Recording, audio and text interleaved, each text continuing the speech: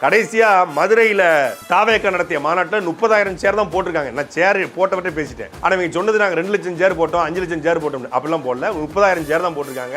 அதிகபட்சம் 1 லட்சம் பேர் திரண்டிருக்கலாம் அப்படின்னு. அந்த 1 லட்சம் பேர் திரண்டதே பிரமாண்டமா ட்ரோன்ல காட்டி 10 லட்சம் பேர் திரண்டாங்கன்னு இவங்க காட்டினாங்க. ஆனா உண்மை என்னன்னா 1 லட்சம் பேருக்குள்ள திரண்டுக்கலாம். சாட்டை துரைமுருகன் மாநாடு டீட்டெயில்ஸ் எல்லாம் பயங்கரமாக வச்சிருக்கீங்க போல. 400 ஏக்கர் 100 ஏக்கர் 200 ஏக்கர்னு சொல்லிட்டு இப்போயும் நீ வந்து எங்களை தான் வந்து இழுக்கிற.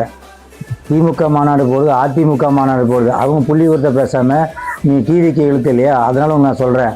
நீ சொல்கிற 80 ஏக்கர் 90 ஏக்கர் 100 ஏக்கர் 80 ஏக்கரில் தளபதி மீட்டிங்கை பார்க்க முடியாது வெளியே நின்றாமார் சொன்னேன். அவனையும் 100 ஏக்கரில் நின்றான்.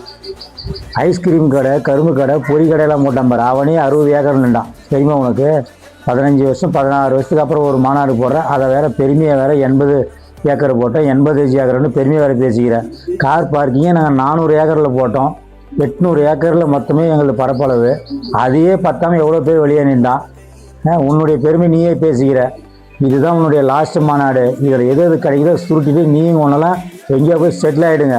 சரியா? இனிமேல் 2026 மேலே உங்களுக்கு தமிழ்நாட்டில் எந்த வேலையும் இருக்காது. பிறப்புக்கும் எல்லா உயிருக்கும் என்றும் தளபதி அண்ணன் விஜய் வழியில். மீண்டும் அடுத்த வீடியோவில் சந்திப்போம்.